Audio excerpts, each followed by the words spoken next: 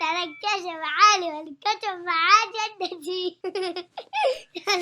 Come on, come and sit down. Listen very quietly to a story. I love listening to stories, don't you? I'm Mimi, and I tell stories. Too Much Glue, written by Jason Lefebvre, illustrated by Zach Revs. Our art teacher says, too much glue never dries. She reminds us, glue raindrops, not puddles. And she warns me, Matty, too much glue. But my dad and I love glue. At home we make glue glasses, glue moustaches, and even glue bouncy balls. Mum is happy to help.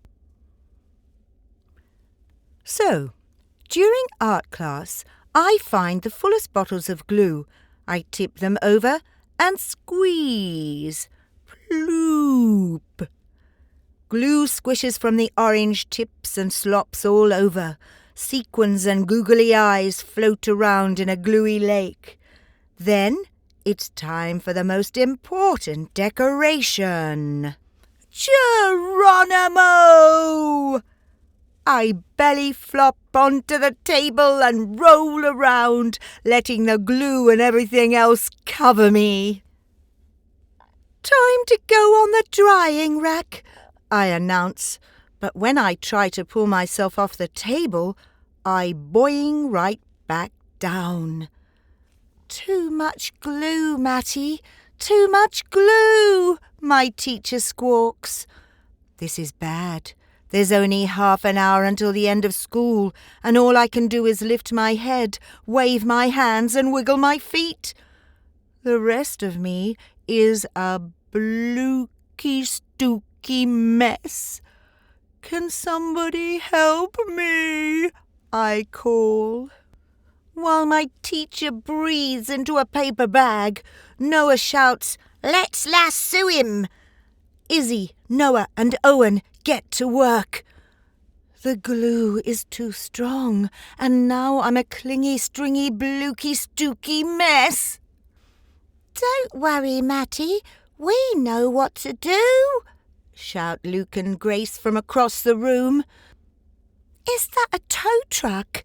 I ask, as they wheel the contraption over and stick a plastic hook into my suit of glue.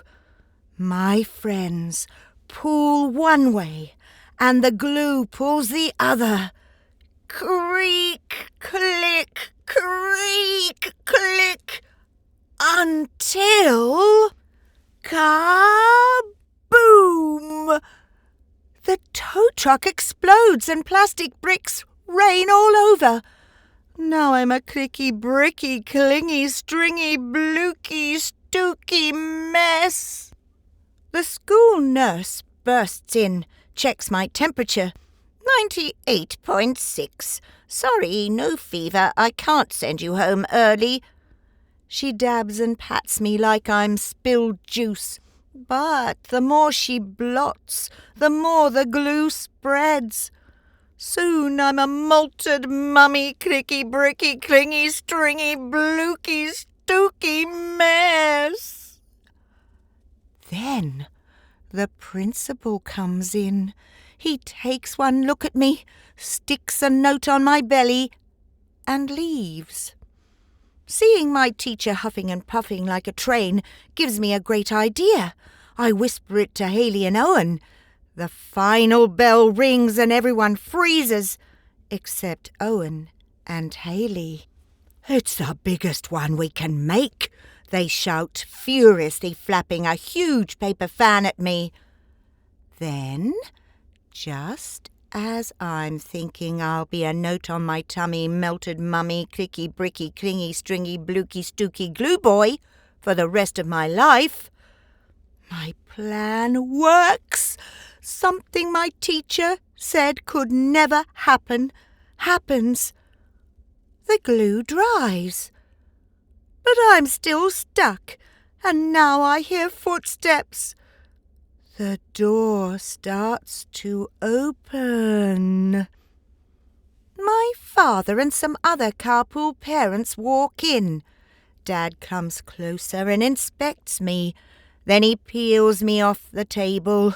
Glue, yarn, bricks and all. He spins me round. No one makes a sound. Then Dad smiles. "Matty, you're a masterpiece."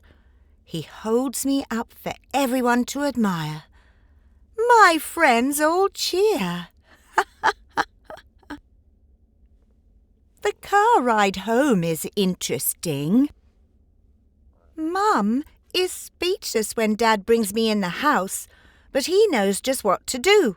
"Well, kiddo," Dad says, "some beautiful things only happen once, and this is one of those things." He gently grips the dry glue in front of my neck and behind my collar and peels me open like a ripe banana. Now it's Dad's turn to glue, and he seals up the sides of the me-shaped work of art. I bet it would take all the glue in the art room to make our U-shaped work of art, Dad, I say. Dad laughs. Then he glues a big magnet to the back of my project and hangs it on the fridge. During dinner, we sneak peeks at my masterpiece, and after dinner, we take the principal's note very seriously. From the desk of Elmer G. Stuckey. Please encourage Matty to use tape instead of glue. And that's Mimi and